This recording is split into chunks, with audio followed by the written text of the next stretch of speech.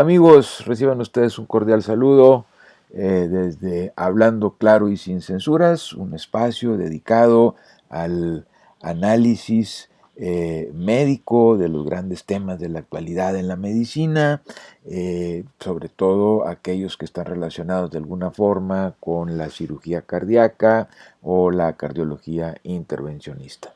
Yo soy el doctor Ovidio Alberto García Villarreal y los invito a que se queden con nosotros en este espacio. Bueno, pues antes de entrar en materia, déjenme decirles que yo le pedí a la inteligencia artificial que me creara una imagen que hiciera referencia a la medicina del futuro y pues me arrojó esta imagen y al verla, pues lo primero que se me ocurrió pensar es de que estamos pues a años luz o siglos luz de llegar a este punto por un sinnúmero de razones que definitivamente no son médicas, otras son extramédicas definitivamente, y no nos vamos a meter a analizar cada una de ellas, por supuesto, no es el afán de esta plática, pero sí se me ocurrió pensar que actualmente uno de los mayores problemas que enfrentamos en la medicina basada en evidencia, que es la forma como logramos que avance precisamente la medicina, es que esta depende en gran medida de los resultados que se derivan de análisis comparativos y que se llaman estudios aleatorizados controlados, lo que en inglés van a poder leer ustedes como RCT, o sea, Randomized Control Trials, que estos habitualmente, estoy dando la explicación porque el público que tenemos pues es de todos los niveles, desde especialistas o superespecialistas en cardiología intervencionista o en cirugía cardíaca, hasta el público en general, que muchas veces no son médicos, pero están interesados en tener nociones de qué es lo que está pasando hoy en día. Entonces les decía yo que esta medicina basada en evidencia se basa en Randomized Control Trials, que son estudios comparativos que, valga la redundancia, comparan la eficacia o la seguridad de un tratamiento respecto a otro, y pueden ser de superioridad, pueden ser de equivalencia, pueden ser de no inferioridad, cada uno con sus matices diferentes, sus implicaciones totalmente diferentes unos de otros, pero insisto, hoy no vamos a analizar eso, quizá lo hagamos en otro programa, pero esto me lleva a pensar que actualmente estamos inmersos en un gran problema y que la mayoría de los médicos no se han dado cuenta.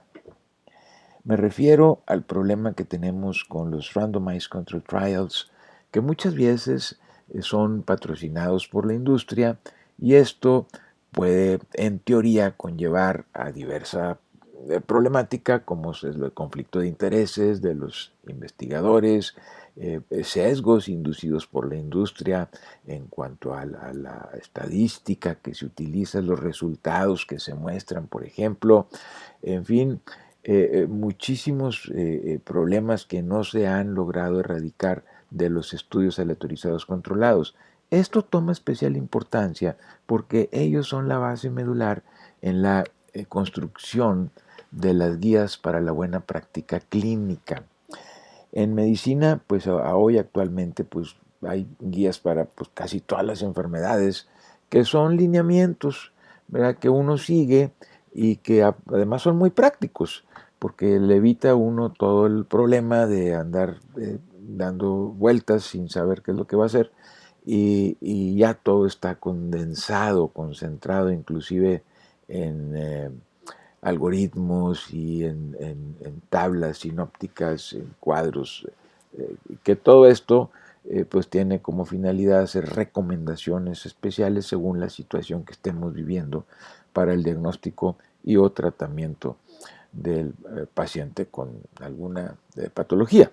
Entonces, en este sentido, déjenme decirles que hay un tremendo problema, les digo, porque muchas veces estos estudios muestran resultados que no son del todo ciertos o que pueden venir sesgados o que muchas veces son verdades a medias. y el público los toma como tal, o el lector, inclusive los médicos lo toman como tal, como si lo que estuviera ahí, lo que se llama face value, o sea, se toma literal al pie de la letra, y muchas veces eso pues no, resulta que no es cierto como tal. La mayoría de la gente lee el abstract nada más, o sea, el resumen del artículo. Yo creo que el 95% fácilmente de las personas se concentran en leer el abstract porque no tienen tiempo, porque no les interesa leer el full text, en fin, etcétera. Y se quedan con esa primera impresión, que la mayoría de las veces son verdades a medias, no es que sean mentiras como tal, pero sí tergiversan la información y conducen a una mala interpretación de los resultados. Cuando estos estudios se utilizan para la construcción de guías clínicas, pues eso queda plasmado en lo que ellos están recomendando para la práctica diaria. Entonces, esto constituye un enorme problema desde mi punto de vista, y por eso es que hacemos hincapié en el análisis crítico de los grandes trials, de los grandes ensayos que van saliendo y que están impactando a las guías clínicas. Como les decía, las guías clínicas pues se basan en, fundamentalmente el objetivo es emitir recomendaciones a seguir. E insisto, esto no lo vamos a analizar aquí en esta presentación, quizá lo podamos hacer en otra, con mucho gusto, si ustedes así lo solicitan. Pero básicamente aquí el principio es de que el médico tiene que, se está obligado prácticamente a seguir estas guías clínicas. Del punto de vista, por ejemplo, para que ustedes me lo entiendan mejor, del punto de vista legal, el médico tiene que sujetarse a lo que se llama lex artis. Y la lex artis no es más que el conocimiento, en este caso aplicado para tratar a una determinada patología, eh, que este conocimiento tiene que ser reconocido universalmente por mis pares, o sea, por mis semejantes. O sea, eso es la lex artis. Bueno, pues esto en el contexto o en el argot médico, pues se llama guías de la buena práctica clínica, que es exactamente lo mismo. Entonces, desde el punto de vista inclusive legal, pues estamos obligados a seguir las guías clínicas, nos guste o no. Y claro, después vienen ciertas variaciones. Las recomendaciones, dependiendo del nivel de evidencia, precisamente son recomendaciones clase 1 o clase 2 o clase 3, que ya son prohibitivas, ¿verdad? Y los niveles de evidencia, que eso, entre más trials existan a favor de recomendar un tratamiento, pues entonces la evidencia va a ser más contundente y ya se le empiezan a colocar letras como A, B, C, etcétera. Pero claro, la recomendación innegable es cuando es clase 1, nivel de evidencia A, por ejemplo. Y luego ya vienen otras evidencias, hasta los niveles de recomendación, por ejemplo, los 3 que ya son peligrosos y que son dañinos y que la recomendación es no aplicarlos. Dicho esto, ahora sí vamos a entrar a lo que vamos a analizar en esta plática, que es el análisis de un trial que pues salió hace menos de un mes y que es el nombre que se le ha dado es el Reshape HF2, ese es el nombre del trial, del estudio. Y vamos a hacer un análisis crítico de los puntos más importantes, a mi parecer, que podemos identificar en este trial como puntos a discutir, como puntos discordantes, y ya los haremos presentando conforme avance la plática. Bueno, pues yo les tengo que decir que no tengo ningún conflicto de intereses, no recibo ningún financiamiento para esta presentación, y afortunadamente pues no tengo ninguna relación con la industria que pudiera afectar la presentación de esta conferencia.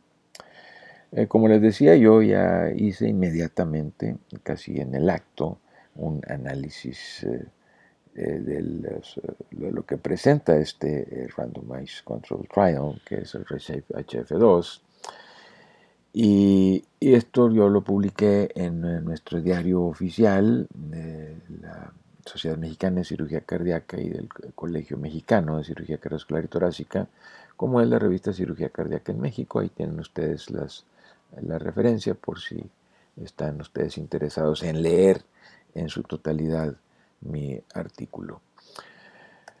Pues bueno, comenzamos diciendo, este es el artículo que estamos analizando, que estamos criticando. Miren, les explico brevemente. Una cosa es el estudio, es el Randomized Control Trial, el estudio del autorizado controlado, y otra cosa son todos los artículos que van saliendo o que se van publicando en base al análisis de los resultados del trial.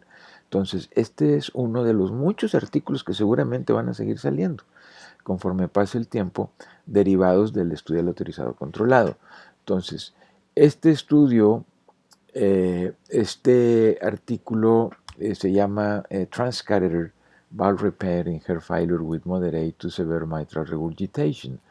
O sea, ellos están haciendo alusión a la reparación transcatéter, la reparación utilizando el H2H, colocando un clip en la válvula mitral, en pacientes que tienen falla cardíaca y además tienen insuficiencia mitral, ahí no lo dice, pero asumimos que es funcional, de grado moderado a severo.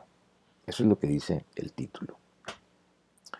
Todavía no vamos a empezar la crítica, nada más les voy a primero a mostrar lo que es el artículo y luego posteriormente ya empezaremos con la parte crítica. Les decía, publicaciones se basan en un estudio al autorizado controlado, aquí está el nombre oficial del trial, es a Clinical Evaluation of the Safety and Effectiveness of the Mitral Clip. A mí no me gusta utilizar la palabra Mitral Clip, me gusta utilizar mejor el Transcatheter H2H Repair, porque de lo contrario pues le voy a estar haciendo promoción a una empresa y ese no es el objetivo de nuestra plática. System in the treatment of clinically significant functional mitral regurgitation, y el nombre abreviado del trial es ReShape HF2. Está, como podemos ver aquí, registrado en la página del clinicaltrial.gov. Pues me parece perfecto, tiene un número de identificación, entonces aparentemente pues todo está en orden, lo cual habla en principio bien de este trial. Me llama la atención y esto sí lo tengo que señalar, que el sponsor aparece ahí como University Medical Center en Göttingen. Es decir, yo pensaba que el sponsor era Abbott prácticamente, ¿no? La industria que produce el MitraClip, pero pues estamos viendo aquí que según esto no es así, y esto le da o le debería de dar mayor credibilidad al trial, evitando de esta forma sesgos y a lo mejor estadísticas poco claras, muchas veces motivados por el apoyo que da la industria. Bueno, entonces miren, en este estudio básicamente no hagan mucho caso todavía de los números, simplemente se los pongo para que diferencien que fue un estudio que se hizo a base de dos grupos. En el primer grupo, 250 pacientes, había pacientes que se sometieron, todos tenían insuficiencia mitral funcional, enseguida vamos a ver lo de los grados, y además tenían también ya un tratamiento médico óptimo. Ambos grupos, a uno se le añadió el clip y a otro no. El del clip fueron 250 pacientes, ahí lo estamos viendo, y en el otro solamente tratamiento médico 255 pacientes. Cada estudio randomizado controlado, estudio autorizado controlado, tiene que tener un punto de referencia a partir del cual se hacen las comparaciones, ¿verdad? Entonces ese punto central se llama el primary endpoint, o sea, es el punto primario y es en lo que el estudio está enfocado para ver si existe alguna, en este caso, superioridad de un tratamiento sobre otro.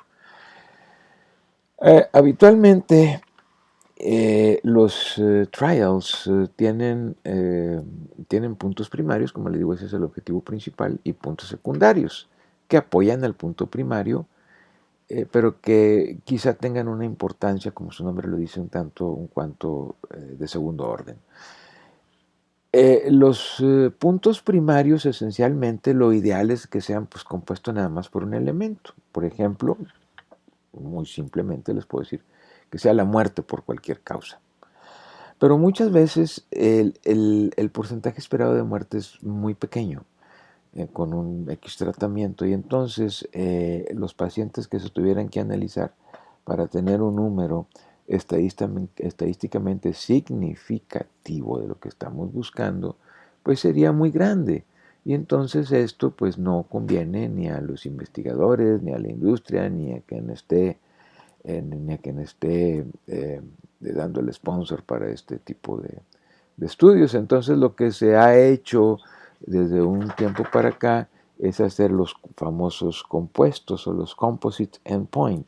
O sea, en vez de ser un punto el que se considera en el punto primario, son dos. Por ejemplo, a la muerte por cualquier causa, vamos a suponer que estamos hablando de estenosis aórtica, bueno, pues se le añade el stroke, o sea, el accidente cerebrovascular. Entonces ya tenemos dos componentes que se llama composite, ¿verdad? Endpoint. Esto en teoría reduce y ahorra tiempo, dinero y esfuerzo para los investigadores, para la industria, para todos los que están involucrados, porque el número de la muestra que se tiene que tomar es mucho menor. Entonces, pero esto funciona siempre y cuando en los puntos secundarios se considere individualmente cada uno de los puntos del compuesto primario. Es decir, vamos a analizar la muerte, qué porcentaje tuvo, y el stroke, qué porcentaje tuvo. Porque, insisto, muchas veces la gente lee nada más el abstract, y en el abstract, si uno de los puntos del componente del primary endpoint sale a favor, por ejemplo, entonces ahí lo que va a decir el abstract es de que, por ejemplo, este tipo de terapia tuvo un mejor composite primary endpoint, por ejemplo, de muerte cardiovascular y stroke, por ejemplo. Y siendo que esa es una verdad a medias, porque realmente cuando se mete uno a los secondary endpoints, pues resulta que la muerte cardiovascular no se afectó y que el que sí se afectó fue el stroke. Y entonces esto afecta el composite endpoint, el primary composite endpoint. No sé si me estoy explicando. Entonces es necesario que cuando haya de esto de los composite endpoints, primary composite endpoints, se especifique en los secondary endpoints en forma aislada la equivalencia de cada uno de los puntos que se están incluyendo en el primary endpoint. Ahora, si esto ya implica en sí una problemática cuando ya no es un simple elemento el que se está incluyendo en el primary endpoint, sino que ya son dos, imagínense cuando son más de dos. Y esto yo la verdad pues me alarmé cuando lo vi por primera vez en el Triluminate. Si ustedes lo recuerdan, es un trial que analizó la efectividad de la colocación del clip en pacientes con insuficiencia tricuspidia. Ahí los investigadores incluyeron, por ejemplo, si mal no recuerdo, muerte por cualquier causa, y luego le añaden rehospitalización por falla cardíaca, y por si fuera poco, le ponen ahí calidad de vida medida con el Kansas City Cardiomyopathy Questionnaire. O sea que ya es un compuesto primario de 3 elementos, o sea, con cualquiera de ellos que salga a favor, entonces los investigadores van a poder decir, el primary composite endpoint fue favorable al CLIP porque se obtuvieron estos resultados. Y ya le dan ahí a uno el valor de P, etcétera, etcétera. Pero ya cuando uno va y ve en forma individual, pues resulta que no se afectó la muerte cardiovascular, insisto, no se afectó la tasa de hospitalización por falla cardíaca, sino que lo único que le da ese favoritismo hacia un lado o hacia otro fue la calidad de vida medido por un cuestionario que era subjetivo. En fin, muchos problemas, y eso pues obviamente, como les digo, cuando uno lee solamente el abstract se va con la idea equivocada y es una verdad a medias. por eso se recomienda siempre leer el full text. En el full text muchas veces se aclaran estas dudas y si no es así, se pasa ya al material suplementario, que yo creo que por desgracia, pues yo creo que menos del 1% de los lectores de los artículos van y checan el material suplementario. Pero eso ya es otra historia. Regresando a este trial que estamos analizando aquí, ellos ponen como puntos primarios, lo que está reportado ahí en la página oficial de clinicaltrial.gov, pues un compuesto que consta de, número 1, muerte cardiovascular, y además la tasa de hospitalización por falla cardíaca recurrente, no de primera vez, recurrente. La combinación de esos dos elementos forma el Composite Primary Endpoint a 24 meses. Y luego por primera vez veo un Primary Endpoint triple. O sea, no es un compuesto por 3 elementos, es un Primary Endpoint triple compuesto por 3 Primary Endpoints simples. Yo esto nunca, jamás lo había visto. Entonces, pues bueno, de alguna forma, pues como que ya desde aquí ya le empieza a restar un poquito de credibilidad a este trial. Agregan un segundo primary endpoint, que va simple va como la tasa de hospitalización por falla cardíaca, pero ya combinan aquí de primera vez y recurrente, o sea, ya incluyen las dos.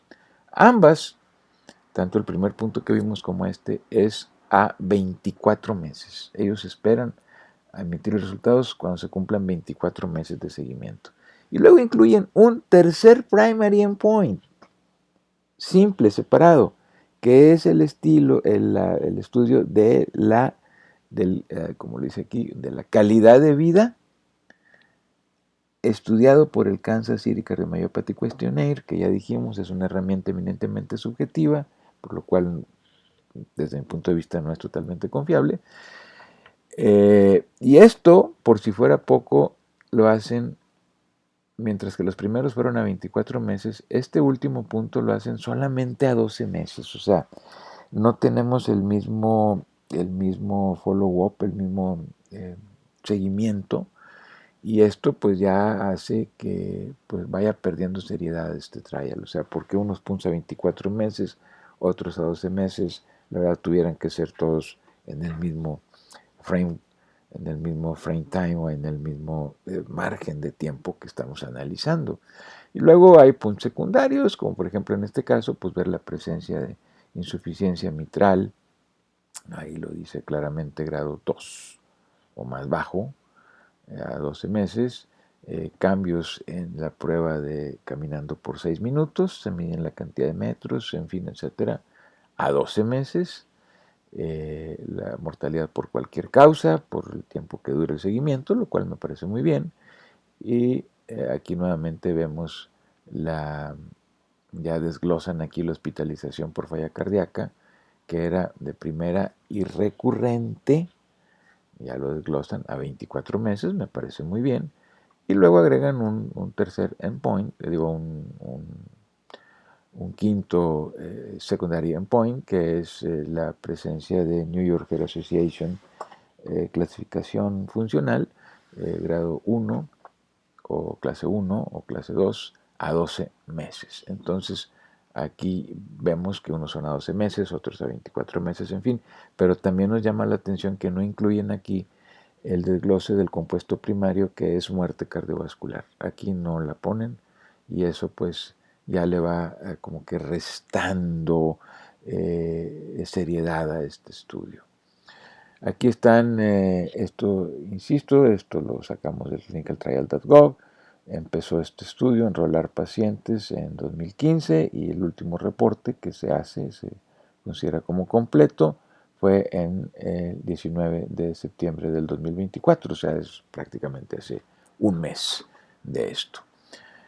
Y las conclusiones a las que llegan, aquí se las voy a poner directamente. Ellos dicen que cuando se comparan los dos grupos, la adición del transcatheter mitral valve repair a los pacientes que tenían tratamiento médico, dice, condujo a una tasa más baja de el compuesto de hospitalización por falla cardíaca de primera vez o recurrente, así como de muerte cardiovascular. Además, dice que tuvieron una tasa más baja de hospitalización por falla cardíaca de primera vez o recurrente, ambos estudiados a 24 meses. Ahí se los pongo en color verde para diferenciarlo. Y además estudiaron y llegaron a la conclusión de que el estado de salud de estos pacientes a 12 meses había mejorado en el grupo que tenía el clip. Entonces aquí, y se los pongo otra vez en verde para que vean ustedes, unos son a 24 meses, otros a 12 meses, entonces si uno lo lee así, dice, bueno, pues el clip parece que es muy buena opción, pero resulta que esto no es cierto, que es una verdad a medias, porque como ya veremos, hay mucho que criticar, esto es solamente parcialmente cierto, lo de la primera aseveración que está en color amarillo y lo del estado de salud del paciente, pues es muy controversial porque es analizado con una herramienta que es totalmente subjetiva. Bueno, pero todavía no entramos en lo que es ya la crítica al estudio, no solamente se los pongo para que vean cómo se hizo este estudio, qué es lo que se buscó, qué es lo que encontraron, y entonces sí, ahora sí vamos al análisis como tal del estudio, haciendo la aclaración de que yo no soy estadistólogo, ¿verdad? Yo estoy analizando solamente los puntos que encontramos al leer el artículo por sentido común, teniendo la experiencia pues, de haber estado trabajando más de 30 años en la reparación valvular mitral. Creo que nos da la suficiente madurez y experiencia para poder criticar este tipo de trials. Entonces, miren, el problema número uno que encontramos, porque existe una lista pues, algo larga de problemas que vamos a ir presentando, es la severidad de la insuficiencia mitral funcional. Me refiero a la definición por ecocardiografía. En este trial, y se los pongo aquí nuevamente, fue un extracto del clinicaltrial.gov, dice los investigadores que la insuficiencia mitral funcional clínicamente significativa, y hasta le ponen ahí entre paréntesis, moderada a severa o severa, esto ya es el criterio de inclusión, ellos están incluyendo a estos pacientes que tienen insuficiencia mitral funcional moderada a severa o severa, moderada severa o severa, según la definición que utiliza la European Association of Echocardiography. Bueno, ¿cómo lo dice el artículo que estamos analizando? Bueno, pues nuevamente, esto yo lo extraje de ahí del artículo. Y vean ustedes cómo dice aquí la severidad de la insuficiencia mitral funcional se fue definida de acorde a los criterios de la European Association of Echocardiography.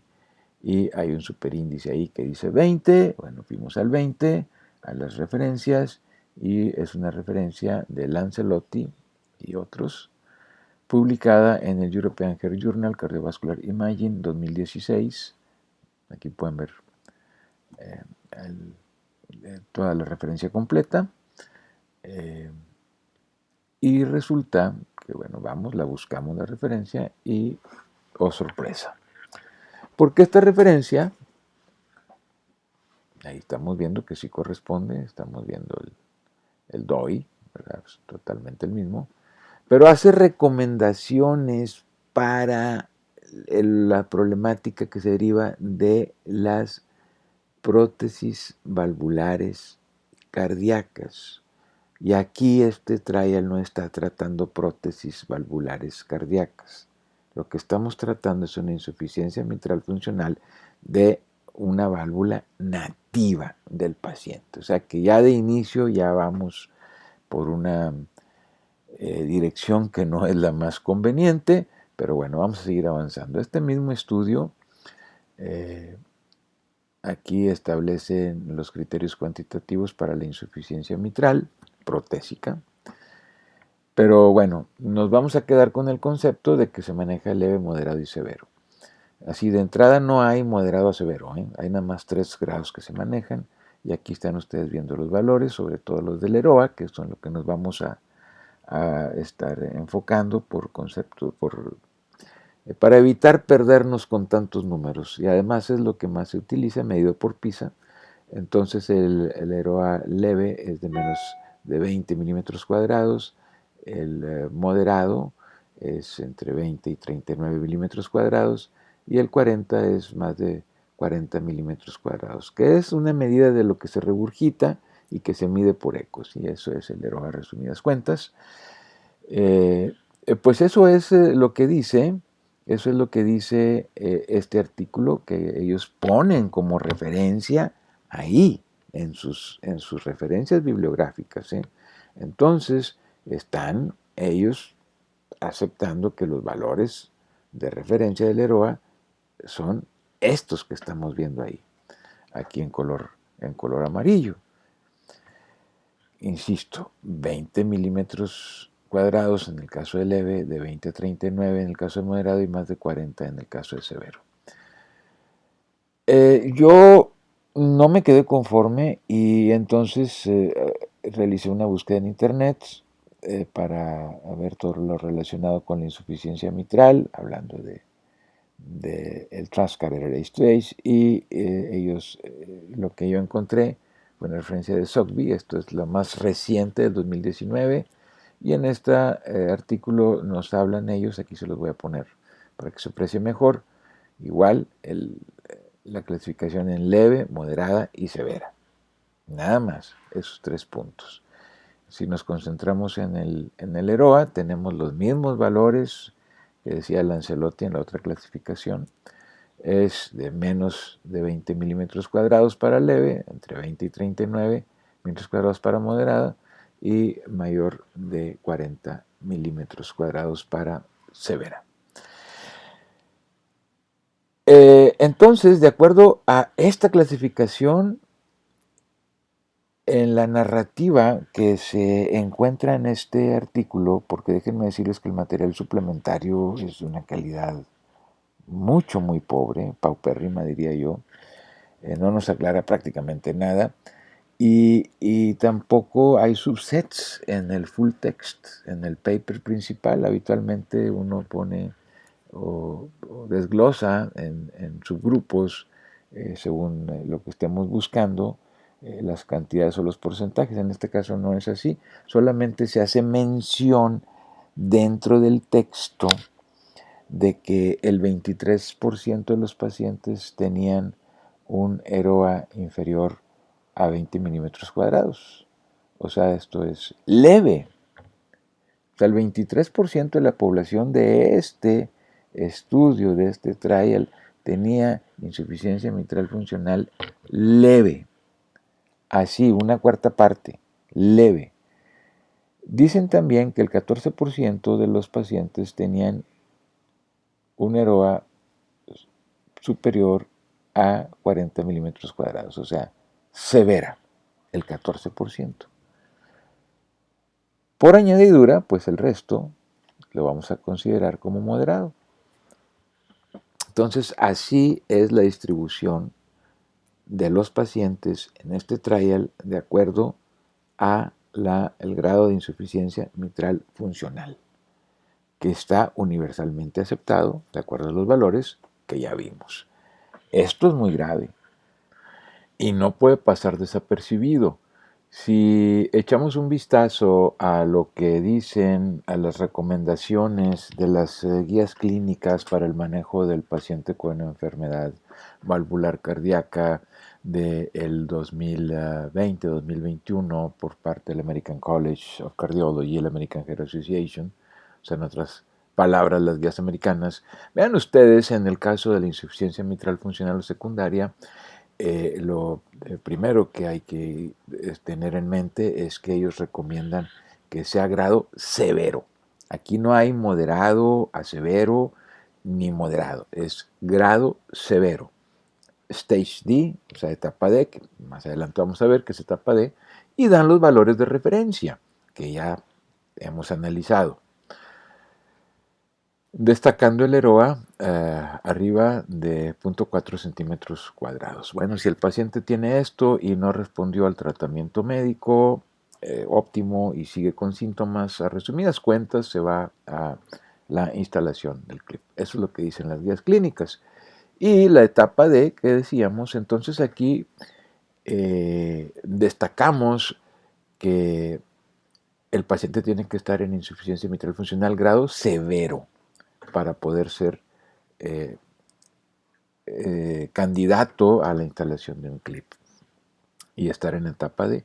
La etapa D es aquella etapa efectivamente donde el paciente tiene síntomas y volvemos nuevamente a ver que aquí hay una inclusión del EROA como mayor a 0.4 centímetros cuadrados, o sea, 40 milímetros cuadrados. O sea, que no nada más es en sí la medición del EROA, o sea, el paciente tiene que estar en una etapa de con síntomas, etcétera, etcétera. Y aquí vean ustedes todo lo que incluye esto, hospitalización por falla cardíaca, en fin, una serie de situaciones. O sea, no nada más es el valor del EROA, sino es toda una gama de signos y síntomas que tiene que tener el paciente, si no, no es candidato para ir a la instalación del clip. Yo como quiera me quedé con la duda de ese artículo que vimos, que pues no, el que recomiendan o el que viene anotado ahí en el texto del artículo que estamos analizando, pues haciendo alusión a las prótesis valvulares cardíacas, pues no es lo más correcto. Yo como quiera, insisto, fui a buscar a ver qué dicen las guías europeas de ecocardiografía en cuanto a insuficiencias valvulares nativas y vean ustedes lo que encontré. Este artículo que es del 2013, ya hace pues, casi 11 años que salió este artículo, pero que parece ser que es el que está vigente porque no encontré otro más reciente. Y es el del mismo actor, es Patricio Lancelotti, y él aquí se los pongo en un apartado más grande para que se aprecie mejor. Dice que el EROA, es decir, los elementos cuantitativos para calificar el grado de la insuficiencia mitral, es leve, moderado y severo. Y maneja valores, como ya vimos, como lo hemos estado diciendo, de entre 20 milímetros cuadrados y más de 40 milímetros cuadrados. En resumidas cuentas, son valores similares a los que maneja a los que recomiendan las guías americanas del 2020 que acabamos de ver. Pero eso no es todo. Este artículo emite algunas recomendaciones para los pacientes que tienen insuficiencia valvular cardíaca nativa, y en uno de sus apartados ellos hacen hincapié en que en la insuficiencia mitral isquémica, entendemos que es crónica y que es funcional, ahí lo dicen ellos, un EROA de mayor de 20 milímetros cuadrados o un volumen regurgitante arriba de 30 mililitros, dice literalmente, identifica un subset de pacientes que están en un riesgo incrementado para eventos cardiovasculares. Es todo lo que dice, no dice que es severo ni mucho menos. Hasta ahí queda la cosa. En otro apartado, esas mismas recomendaciones señalan, dice, en el caso de la insuficiencia mitral secundaria, los valores de severidad, los cuales indican un valor pronóstico, son de 20 milímetros cuadrados para el EROA y de 30 mililitros para el volumen regurgitante, en el caso de insuficiencia mitral secundaria. Entonces aquí como que uno dice, bueno, aquí ya dijeron, pues sí, pero fíjense ustedes que el superíndice que está ahí nos indica que es el artículo 45. Ellos están apoyando este dato en un artículo Lo buscamos en la bibliografía, el 45, nuevamente es del Patricio Lancelotti, y es del 2003, o sea, hace pues prácticamente 21 años que salió este artículo, y en eso lo están fundamentando, pero aquí está, como les digo, 45, doctor Lancelotti, 2003 fue publicado, y ese artículo, aparte que ya es un artículo pues que es sumamente antiguo, hace referencia a lo siguiente. Se analizaron pues menos de 100 pacientes, fueron 98 pacientes en total, pero hacen referencia a ese EROA de 0.2 centímetros cuadrados, pero que cuando el paciente se somete a una prueba de ejercicio y aumenta más de 13 milímetros cuadrados el EROA, entonces ya se considera como que es severo, pero antes no. Es decir, desde mi punto de vista, este artículo no es suficiente para soportar o para respaldar una aseveración de que la insuficiencia mitral funcional a partir de 20 o de 30 milímetros cuadrados ya se considera como severa. O sea, de ninguna manera. Para mi gusto, esta información es insuficiente.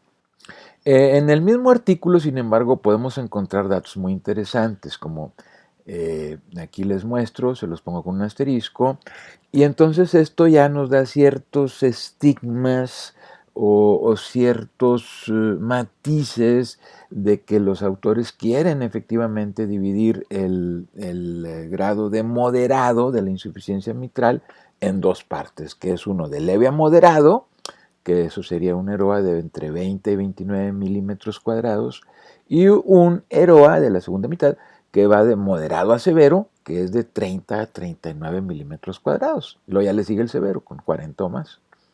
Entonces, por primera vez ya tenemos esta partición de la insuficiencia mitral como tal, moderada, pero volvemos al mismo punto de partida. Estos autores están usando valores que van desde menos de 20 milímetros cuadrados hasta más de 40 milímetros cuadrados. O sea, de ninguna manera están reduciendo los valores nominales para la severidad de la insuficiencia mitral. Ciertamente hay que señalarlo, aquí los autores describen que se está graduando ahí la severidad de la insuficiencia mitral orgánica, pero a su vez no dan ninguna referencia especial para la insuficiencia funcional. Entonces asumimos que están aceptando los mismos valores de una manera similar, ya sea orgánica o ya sea funcional. Ahora, vamos a ver qué dicen las guías europeas, que son un poco más recientes, un año más recientes que las guías americanas, respecto a la insuficiencia mitral funcional. Hago este comentario porque yo tuve la oportunidad de interrogar o intercambiar comentarios con algunos de los autores de este trial a través de internet, y ellos argumentan que están usando los valores de referencia sugeridos por las guías europeas. En este sentido, bueno, veamos qué dicen estas guías europeas del 2021. Aquí es referente a la evaluación de la insuficiencia mitral funcional. Bueno, pues lo primero a destacar en este párrafo que estamos viendo ahí en pantalla es que ellos dicen ahí que un EROA de mayor o igual a 30 milímetros cuadrados, calculado por PISA, probablemente corresponda a insuficiencia mitral severa funcional, pero es probable, o sea, no lo están asegurando, y ya están cambiando aquí a 30 milímetros cuadrados. Y luego dice, en contraste, si un EROA mayor o igual a 20 milímetros cuadrados se define como insuficiencia mitral funcional severa, permanece controversial.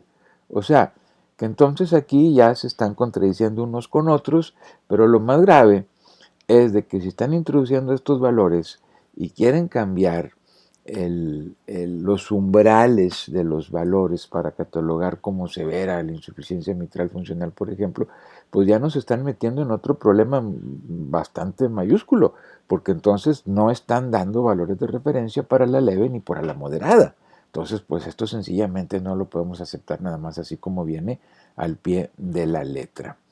Ahora veamos qué pasa con el artículo este que estamos analizando. Y vean ustedes, vamos a poner atención en los valores que están dentro del rectángulo de color rojo, que es el EROA que se reportó en este trial en forma preliminar. Es decir, una vez enrolado el paciente, antes de que se le colocara el clip, antes de cualquier cosa. Y vean ustedes cómo la media del volumen del EROA fue 0.23, con un rango que va, y esto quiero que se lo graben muy bien en la mente, de 0.20 hasta 0.30 centímetros cuadrados. Entonces, porque ahora, si vemos todo lo que hemos revisado hasta este momento de clasificación, lo que está oficialmente reconocido es que una insuficiencia mitral funcional leve es aquella que tiene un EROA de menos de 0.20 centímetros cuadrados o 20 milímetros cuadrados, que es lo mismo. Aceptando esta partitura o esta partición de leve a moderado, entonces el EROA viene de 0.20 a 0.29 centímetros cuadrados.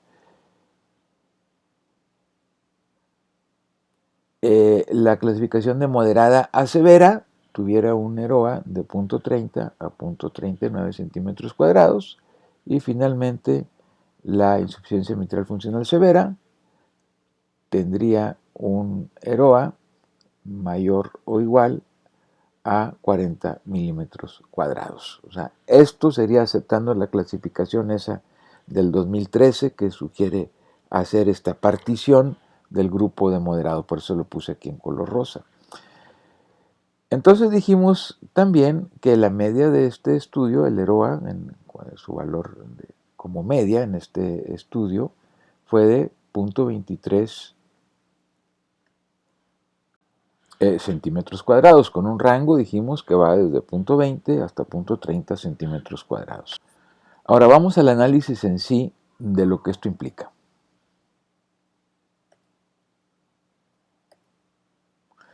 Dijimos que este es el error reportado en este estudio, y entonces ya habíamos comentado que el 63% de los pacientes tenían un EROA que iba entre 0.20 y 0.30 según este rango que estamos viendo aquí. Entonces esto se ubica en una clasificación de insuficiencia mitral de leve a moderada. Aquí se los pongo de 0.20 a 0.29. O sea, entonces si esta es la media, bueno, pues todo el mundo se va a ubicar ahí, el 63%, que ya es lo que se describe adentro del texto. No lo van a encontrar en ninguna tabla. Y luego de moderado a severo, que sería de 0.30 a 0.40, pues no, prácticamente ningún paciente. Y luego tenemos ya lo que es insuficiencia mitral severa, que el texto describe que en estas condiciones, arriba de 40 milímetros cuadrados, estaban el 14% de los pacientes, y por ende, y así lo menciona el artículo, que insuficiencia mitral leve, menos de 20 milímetros cuadrados, el 23%. De tal manera que podemos concluir que el grupo representativo de lo que pretende analizar este trial, y así lo vimos en los criterios de inclusión, que son los pacientes que tienen insuficiencia mitral moderada a severa o severa, porque así decían los criterios de inclusión ecocardiográficos, pues sería la suma de la insuficiencia severa más la moderada severa, serían 14%. Y el resto, el 86%, pues resulta que no cumplen los criterios que ellos mismos, que los investigadores están descritos como criterios de inclusión, o sea, quedarían fuera prácticamente de la representatividad que busca este estudio. Entonces, si la población que realmente cumple los criterios es de solamente 14%, pues discúlpenme, pero este estudio pues no tiene nada de serio. Si esto lo transformamos a una gráfica, pues lamentablemente vamos a ver que el 86% que resulta, nuevamente insisto, de la suma de la insuficiencia mitral leve con la leve a moderada, pues va a quedar fuera de rango de lo que este estudio pretende analizar, que solamente incluiría 14% de los pacientes porque lo que están buscando ellos es moderada, severa o severa. Entonces, pues realmente esto le resta muchísima credibilidad a este estudio. Ahora, además hay otro factor que no hemos considerado. Miren, este es un documento que se publicó en 2015 y que es el Mitral Valve Academic Research Consortium y que define prácticamente cuándo es éxito, cuándo es fracaso después de la aplicación del clip. Bueno, pues, pero lo más interesante es que este mismo artículo describe como que una vez que se instala el clip, si hay una reducción de un grado o mayor, o si el paciente queda con una insuficiencia mitral residual de no más, de moderada, y le ponen ahí inclusive 2 más, se cataloga como un resultado aceptable. Aquí se los pongo. Así ellos son muy específicos. Insuficiencia mitral, insuficiencia mitral en este caso funcional 2 más, moderada, y obviamente el grado 2 corresponde a nuestra hora de 20 a 29, el grado 3 sería de 30 a 39 y el grado 4 ya más de 40. Entonces en esta clasificación de 4 grados.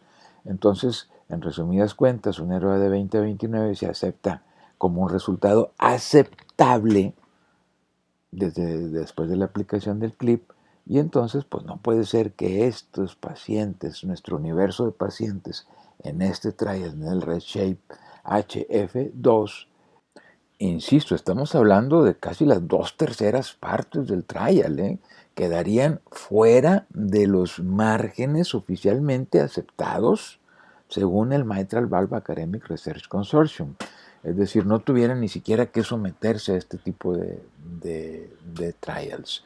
Entonces, como ustedes pueden ver aquí, pues hay unas incongruencias tremendas y pues esto desgraciadamente le resta credibilidad, le resta seriedad a este tipo de estudios randomizados controlados, como pues parece ser que está resultando el RedShape HF2. Está dejando más preguntas que respuestas después de entrar en un análisis del mismo.